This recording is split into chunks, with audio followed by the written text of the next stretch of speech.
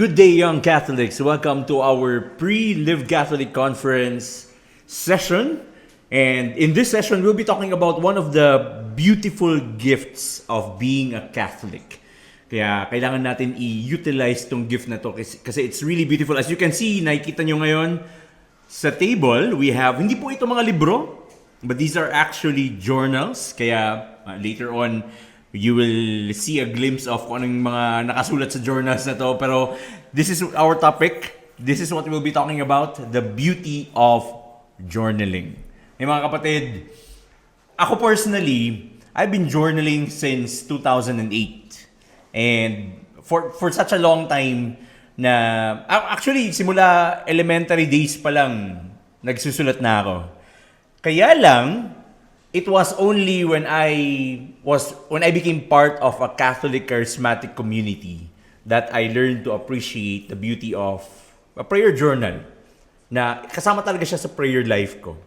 And there are a lot of benefits of having a prayer journal. Yun yung pag-uusapan natin dito. Okay, I hope you are excited for this topic, and I hope this topic will also help you appreciate kahit papaano start your own little prayer journal. You don't have to be afraid to start journaling, brothers and sisters. Pero ito, don't get me wrong. Having a journal is not a diary. It is actually a secret weapon. Opo. Having a journal is a secret weapon. It's a secret weapon to a beautiful relationship to the Lord. It's a secret weapon to happiness. It's a secret weapon to a deeper spiritual life. Kaya, allow me to introduce. Mayroon tayong guest ngayon in this session. Let me introduce one of our friends na Catholic lay missionary rin, who is really into this journaling. Kung nakikita nyo to, kanya lahat yan. Pero right now, let me introduce Rose Agustin. Hello! Hi, Kuya. Hi, Rose. Hi. Welcome. Hi, everyone. Ayan, sige. So, welcome to our episode of The Joke Lang. Welcome to this session. This is actually a pre-Live Catholic Conference session, and ang daming manonood dito, Rose. Thanks. Ang daming Thanks for the pressure. Daming makakarinig ng kwento mo. Okay. Okay. This will be watched by thousands. Talagang na ba? pinipressure. Talagang pinipressure na. Anyway, kindly introduce yourself. Hi, everyone. I am Rose Agustin. I'm currently a full-time missionary here in Couples for Christ. I work in the Pastoral Formation Group Department of CFC. Yan, praise the Lord. Di pala ako nagpakilala kanina. Ako po si Wala ako nagpakilala. Ako po si I'm one of the hosts of Live Catholic Online. And I'm also a full-time lay missionary, serving in Couples for Christ. And of course, I'm from the Diocese of Novaliches. And so right now, Rose, ang pag-uusapan natin is itong mga nakalagay sa mesa natin dito. Kailan ka nag-umpisa mag-journaling? I started journaling. Actually, I started way back in high school. But like you, I started writing din nung elementary. Pero my first official journal was in high school. Galing! Nakago mo nag-journaling. Yeah. Galing naman ako. Graduate na ako ng college. Umpisa na mag-journaling. Pero ano mga sinusulat mo before you started journaling? Yeah. I started, actually, writing lang talaga siya. It's not like yung what I journal right now. Okay. It's more on the Dear Diary kind of journal. Okay, Yeah. gets. So, I simply write out what happened to my day. Yeah. And then, siguro as I matured and grew and in my teenage years na marami ka nang na-experience, you get to experience emotions. So, I get to write them down as an emotional outlet as well. So, doon nag-start siya. Talaga. Paano ka nag-umpisa? Like, what gave you the inspiration to start journaling? So, back then, I found joy in writing. Simply that. When I was in elementary, I joined this writing competition. And I found out, may skill pala ako dito. na I realized that I'm kind of good at this. Kasi you get to compete. So parang naging siya, parang litmus test on how good you are. So nanalo ka ng competitions? Back then. So after that, I think just like any other skill, talent, you have to hone the craft. So I started writing simply for that, to hone the craft, because I have to be good at it. Ganon. So all my journal entries are ways for me to practice back then. And then I guess down the road, it evolved into simply practicing to that, an emotional outlet. And then somewhere again, fast forward down the road, my journals became my spiritual partners. From the Dear Diary kind of journal, I found out that I am not only writing for myself, but from the Dear Diary kind of journal, it became a Dear God journal. Amen. Galing, gusto ko yun. From Dear Diary to Dear God. Yeah. Galing. Ganun siya. Yeah. But let's give everyone like a glimpse of This is so yung mga nakalagay. scary. Alam kong creative ka rin. Kaya alam kong creative yung ako kasi yung journaling ko puro sulat lang. May mga sinubukan ako mag-drawing, pero yung tipong ganyan lang. Happy New Year. Grabe. This is the first time na they're out in the open. You're out in the open. I feel so vulnerable. Kasi ito sila. May nakabasa na ba ng mga to? No, wala. Other than you? Wala talaga? Wala talaga. Ito, may side story ako. Go. May nakabasa na ng journals ko. Okay. kasi it was when after ko ma-assign sa I was assigned in the Middle East before. Tapos nung pag-uwi ko ng Pilipinas, instead of bringing all my journals dito sa Manila, ang ginawa ko, pinakabayan box ko siya. Tama ba yung term? Kabayan box? Balikbayan box! Balikbayan box. Kabayan box. Pinabalikbayan box ko siya papunta sa amin, diretso sa amin, sa probinsya. So, umuwi din ako ng province. Nung dumating siya, umuwi ako. In-arrange ko siya lahat sa room. Tapos bumalik na ako ng Manila. And then, a few days later, nag-message sa akin yung mother ko. Sabi niya, naiyak naman kami sa mga sinulat mo. Sabi ko, anong sinulat ko? That was when I found out na yung mga, they found my journals at binasa nila. Anyway, sige. So far, wala pa naman akong alam na may nagbasa. Yeah. Sana wala. Pero parang kung nabasa nila, okay. Sana na-bless sila. Okay. Sige, so anong naman yan? So I brought with me some of my journals. Okay. So last night, I had to take them out of my box. Okay. Kasi I have kept my journals, sabi ko nga, since high school. So I counted, I had more than 30 journals. 30? Yeah, because 30. one Oh, so you notebook is not started- enough for a year. Oh, Yon. You So started I so brought early. with me my first ever journal. Seryoso? Oh my gosh! Yung manipis pa lang. Manipis Feeling ko pa itong lang siya. makapal. This Ito na was yung the latest. yung mas current. So my first ever journal, I can't believe na napakita ko siya sa tao. At the notebook itself was a gift to me Okay. in second year high school because yung date, nakalimutan ko na yung date ng first entry ko. Was May 5, 2009. So, 15 years ago. Yan. Back then, so this was my first journal. Ano na siya, ganun na siya. Nagsusulat lang ako to let out my emotions, ganyan. So, the qualms of a teenage high school girl. qualms. Ito siya. Nandyan. And Yan then, yung laman yan. these are the current ones. Ito. Grabe yung mga current, makakapal na siya. Yeah, kasi you've talked about Yeah. the creative journaling part. I see. Before, hindi naman siya creative. Like, I just write like what you do. Yeah. Sulat lang, diretso Sulat. lang, ganyan. I started creative journaling nung pandemic. Okay. We all had different eras during the pandemic.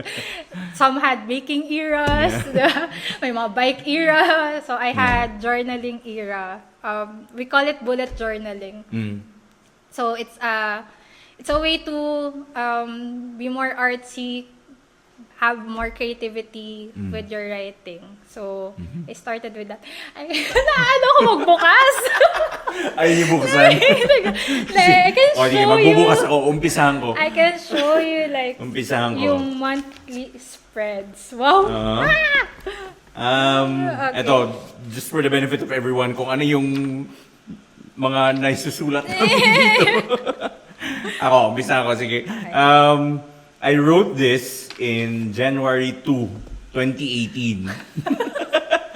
This was my reflection on the verse na if I must boast, I will boast on the things that show how weak I am. This is second book of Corinthians chapter 11 verse 30.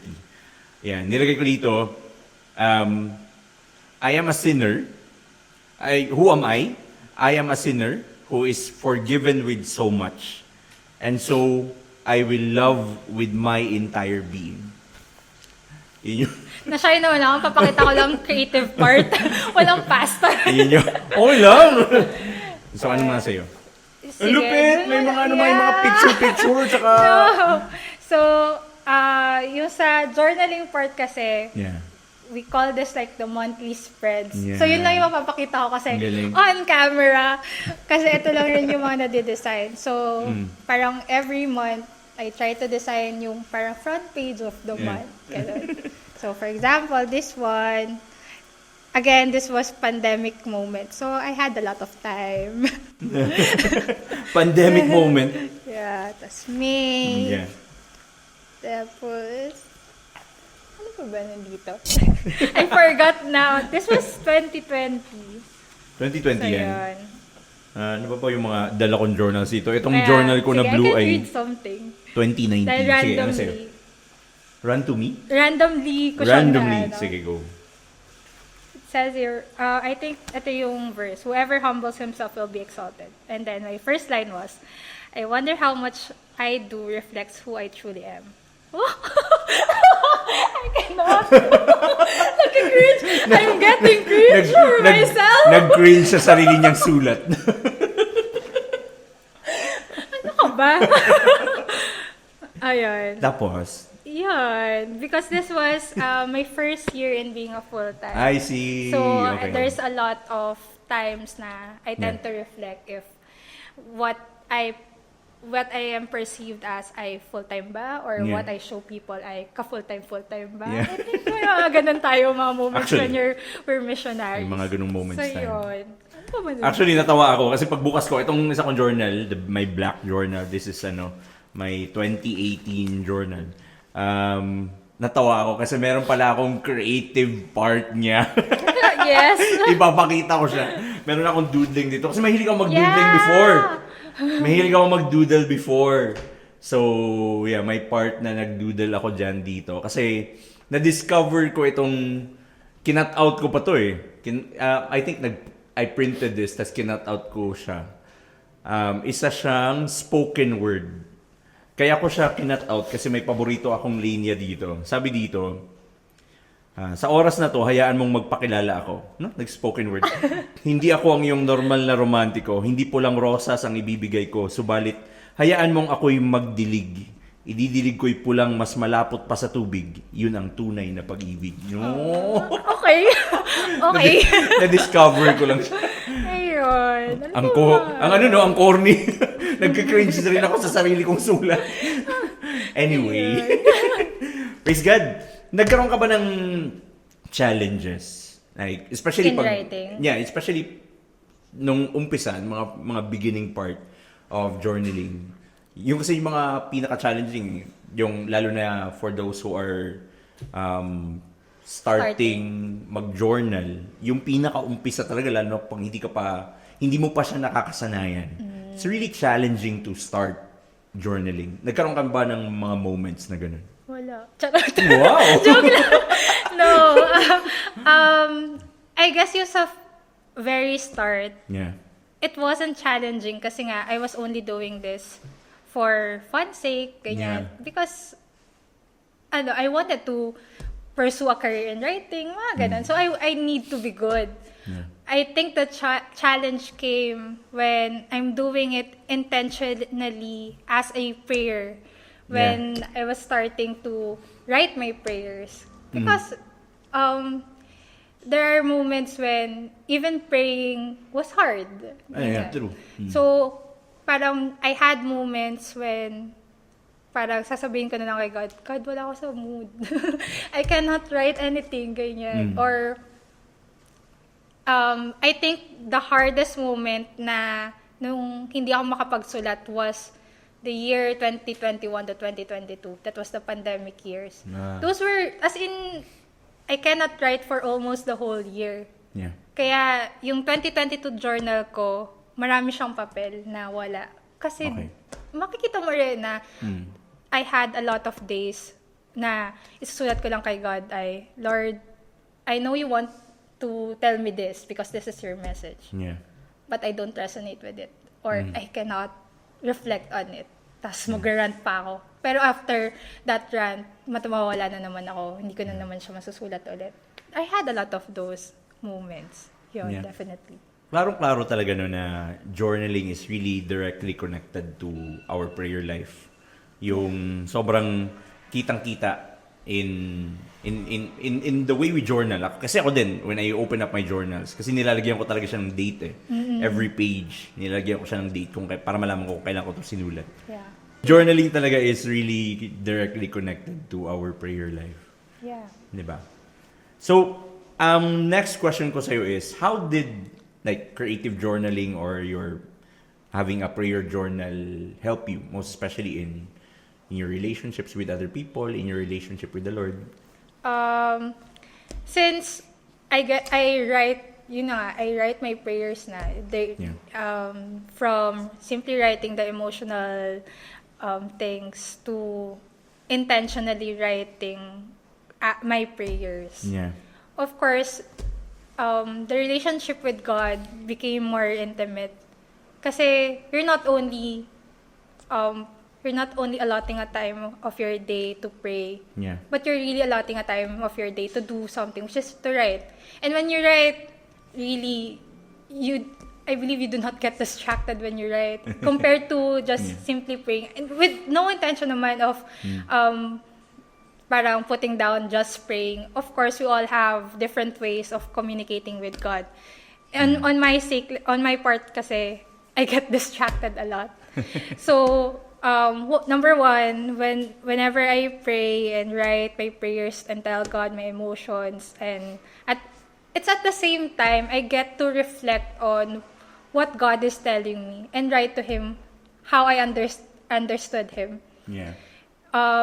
It becomes more intimate and more intentional in a way na you get to really write what you want to pray for.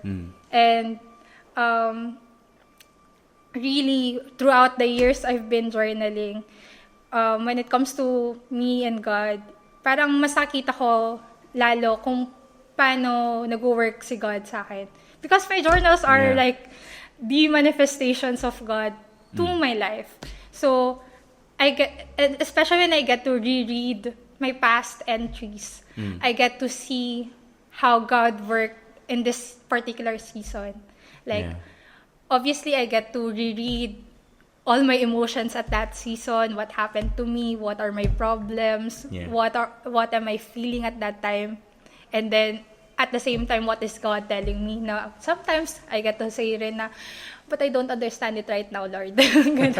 But that's okay because eventually, I'll realize na down the road, I got to understand it. Ganyan. Makikita mo na, kaya siguro nangyari yon kasi, or hindi nangyari yon because this will happen. And I got to reread all these. I get to look back and see how God answered the prayer, but also how God did not answer the prayer but led me somewhere else.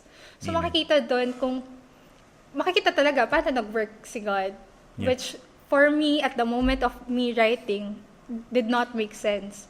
Pero from series of accounts, makita siya. speaking of yung God answering prayers or not answering prayers, Okay. nagkaroon ka na ba ng mga specific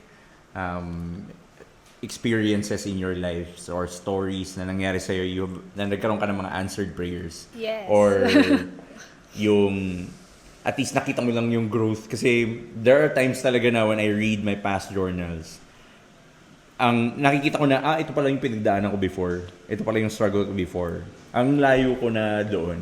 Have you ever had mga Yes. ganong moments? Yes, that's something na I get to enjoy Yeah. with the beauty of journaling. Amen. Na I get to see na, pinagdasal ko pala to.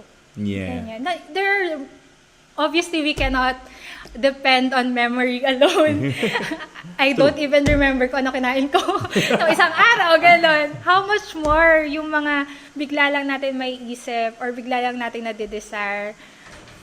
But when you write it, makikita mo. So, one thing na gano'n ay back in 2021, but actually, this was a long time prayer pa, but I believe hindi ko siya sinusulat kasi parang lang siya, parang sa void ko lang sabi na parang gusto kong mag-aral ulit, gano'n. So parang hindi ko na siya masyado sinulat. But the first time na nung binalikan ko, ang hirap balikan yung lahat ng journals ko.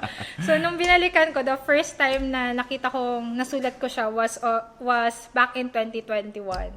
I wrote there, tama ba? Ano ko ata siya na pin. Yan ba yung 2021 journal? Oo. So, the moment ng pandemic, ito yung mga naiisip ko. Ayan. Anong nakasulat? Ayan, parang, I'm so scared not knowing where I even want to go. At this point, though alam ko naman ang gusto ko, the uncertainty of what will happen supersedes everything else. Sa totoo lang, gusto ko lang talaga mag-aral. And then, but yung doon ay, sumunod na sinabi ko ay, sa ibang bansa sana, Lord, kung pwede at kung papasa ako.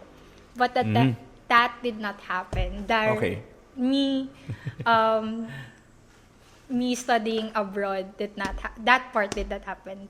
But the studying part happened. So, last year, I started my master's degree na. So, that's something na, at that point in 2021, feel ko parang lang siya. Random thing na you happen to, naisip mo dahil bored ako noong 2021. Pero alam ko na gusto ko siyang mangyari back when I graduated college. Na baka mag-masters ako, ganun. Pero or something na another degree or whatever. Pero hindi ko siya, parang I did not hold on to it. Yeah. So, nang sobra. Kasi parang, maybe not this season, pero okay lang. Pero, I have an entry ng 2022 na sinabi ko na kay God na, Lord, if hindi to sa akin, okay lang. Parang sabihin mo lang, parang if there are parang I believe na meron tayo kasi mga prayers na hindi naman talaga parte ng plano ng Diyos. Amen. So, sinabi ko kay God na, Lord, if this is one of those prayers na hindi parte ng plano mo, at least allow me to be ready kasi masakit. So parang dahan-dahan lang, pero I'll accept it, parang ganon. Pero na siya, parang the end of 2022 and then 2023 came and I got to apply to my master's degree. I'm now on my second year. So ganon. Amen. Parang makikita mo Praise siya. God. Even when I look back on those entries, mo talaga na grabe, last year, parang ayoko na, parang nag-give up na ako dun sa dream. Yeah. Pero, now, I'm literally living the prayer, ganon. Amen. Ang galing, no? Parang that's one of the beautiful things about having a prayer journal kasi you get to look back at your journey. You get to look back at, not only look back at your journey, but you get to see kung how the Lord worked in your life. All these years, all these months, paano gumalaw ang Panginoon, and the more, lalo na pag when you read back at your past journals, makikita mo na mas ma-appreciate mo pa yung presence ng Panginoon sa buhay mo. Mas mag-grow ka pa in love with Him. True. Kasi makikita mo through your journals how He has worked in your life. Yeah. Di ba? Saka, since everything is written, you get to see din na Yeah. I've prayed na sana sa ibang bansa, pero iba yung ni-reveal ni God. Pero nakita mo rin yung beauty ng hindi niya pagbigay nung pinagpadadasal mo. Na, Totoo. na ngayon, parang, you see parang ngayon na nakita ko, for example, for me na, napunta ako sa point na, bakit nga ako mag-aaral sa ibang bansa? Parang gano'n, anong point? Ganun. Pero now na hindi naman ako nag-aaral sa ibang bansa, pero nagma-master's degree ako, nakikita ko yung purpose ng pag-aaral ko na it's a way to enable the mission, mga ganong bagay. So, mas fruitful siya. Tapos ma-realize mo na, parang mas mapapa-thank you ka na hindi niya, kumbaga yung prayer mo ay hindi niya sinagot. Different way yung pagsagot niya. So, mas ma-feel ka ng gratitude on that part kay God. Praise God. So, paano mo ma-encourage lahat ng mga nanonood or nakikinig To journal, to journal? start. Yeah. How can they start this, or how can you encourage them to start it? You've said a while ago na there are times na mahirap mag-write because parang may mga inhibition sila. Like sometimes sasabihin nila na I don't know how to write. Ganyan. Yeah, true. Na parang nape-pressure sila to fill up one page. But the thing is, parang itong mga standards na to on filling up one page of writing a certain way, parang they're non-existent standards Actually. when it comes to writing. Because, Wala naman nag-check ng journal. oo, but also parang you write the way you speak. Ganyan. Exactly. You treat writing as if you're simply that, communicating with God. Yeah. And it's parang wala namang rule si God kung paano mo siya i-communicate. Kung mapa-Tagalog, English, Bisaya ka pa dyan, di ba? So, that's one. You have to take away yung mga standards na iniisip mo on why you think hindi mo kayang magsulat. Ganyan. Or yung mga iniisip mong hindi carry. Or whatever kung ano mang iniisip mo na hinders you from writing. I think another thing is paano ba? You simply incorporate it with your praying. Ganun lang. I think we tend to take note of things sometimes. Kunyari sa sessions, ganyan. We take note of these things kasi gusto natin siyang maalala. So we can start from there. We can start with when we read the gospel, what resonates with you most. Then try to nakahuli nyo rin yung sarili nyo yan eh. You write the verse. True. Kasi alam mong nag-resonate yun sa'yo eh. Kasi tumama yun sa'yo. And you start reflecting on that. And before you know it, I feel like from there, you can simply write to God. No pressure with anything. I mean, this is you and God. This is just you conversing with God. True. You Amen. put it like that. As you heard po, mga kapatid, there's no perfect way of journaling. Yeah. Wala namang ganun eh. That's non-existent. You just have to start it. Kailangan you just be yourself when you journal. Kung anong isusulat mo, it's how you talk to God. Kung sino ka, yun yung mga nilalagay mo dito. If you read the gospel, may mga certain words or verse na really stuck with you, sulat mo yun. It doesn't have to be long. It's simply, well, over time naman eh. Pag nakasanayan mo siya, you get to start writing your prayers and you converse with God. Hahaba ng hahaba, ganyan. Pero you don't have to be pressured with that. Lalong-lalo na kung nag-uumpisa ka mag-journal. Praise God! Maraming God. salamat, Rose! Thank you! And Thank as you. we wrap this up, may mga konting, nakuha. This is actually from the Archdiocese of Singapore. Nakuha niya. Nakalagay dito, what are the reasons why we need to start journaling? Nakalagay dito, una, when we journal, we find peace and clarity. So, when we journal, we begin to slow down kasi we write our thoughts eh. And when we write our thoughts, we slow down, we pause, and we simply stay in God's presence. And because of that, it also helps our mind, our brain. It keeps us, tawag dyan, it keeps Focus. our mental health healthy. Tama ba? Di ba? So, another, sabi dito, it creates evidence of God's plan. Yeah, true. Yeah, kaya when we journal, ang mga prayers kasi natin, yung mga sulat natin sa Panginoon, they are all hard evidence that things get better. Tulad nga ng nabanggit namin kanina, it is, when you journal, when you start to read back at your journals, makikita mo how the Lord worked in your life. And these are all evidence na buhay si Kristo sa buhay natin. Tapos, when you journal, sabi dito, you allow God to become a real friend. Kasi, kasi magiging totoong-totoo ka talaga sa Kanya. At yung the way you talk to Him, yung treatment mo sa Kanya, tuturing mo talaga siyang kaibigan. And because you're authentic to Him, He is authentic to you. So, Amen! Praise God! Praise God. Thank you, Rose. Maraming salamat. Thank you. Alam kong busy ka. Thank you for your time. And thank you, everyone. I hope you're blessed in this pre-Live Catholic Conference. And we encourage you, start journaling. And see you in our Live Catholic Conference 2024. God bless.